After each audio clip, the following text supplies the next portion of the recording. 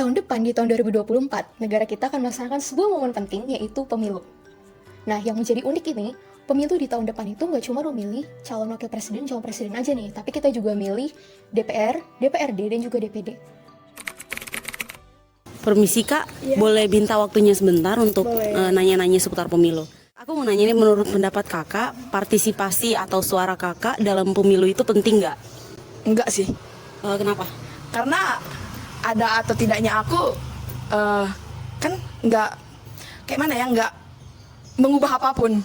Kalau menurut aku penting ya, karena satu suara pun dapat berdampak untuk kemajuan bangsa Indonesia ke depannya. Karena kan negara Indonesia itu negara demokrasi ya.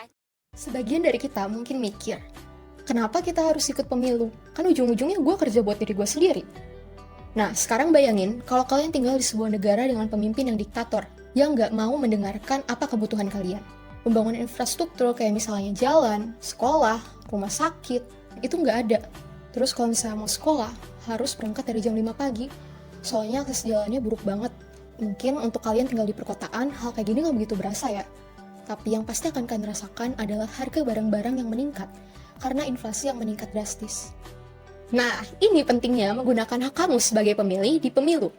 Tahun depan, negara kita akan melaksanakan pemilu pada tanggal 14 Februari 2024.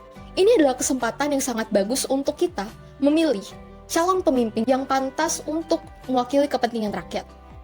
Kalau kita lihat data yang dirilis oleh CNN, jumlah pemilih pemilu 2024 Gen Z dan milenial kalau dijumlahkan, hasilnya hampir 52%. Hal ini menandakan bahwa jumlah pemilih pemilu 2024 paling banyak berasal dari kaum muda. Salah satu modus umum yang paling sering digunakan di pemilu adalah membeli surat suara dengan menggunakan surat suara yang tidak terpakai di TPS. Nah, untuk menghindari hal ini terjadi, maka kita sebagai rakyat Indonesia harus mengawal pemilu dengan cara menggunakan hak suara kita. Nah, sekarang gimana sih cara kita milih kandidat yang benar? Tentunya yang pertama, kalian harus kenal dulu dengan kandidatnya. Maksudnya, visi misi parpol, kandidat, serta program mereka. Yang kedua, kalian harus nonton video debat mereka untuk memastikan apakah program mereka dapat dijalankan atau tidak. Dan yang ketiga, kenali isu yang paling menarik perhatianmu. Kalau untuk milih makan siang aja kalian butuh riset, masa untuk milih pemimpin enggak?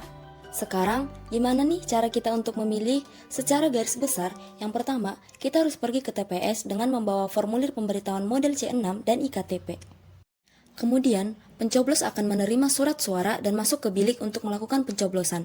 Pencoblosan harus dilakukan sesuai dengan ketentuan agar suara dianggap sah.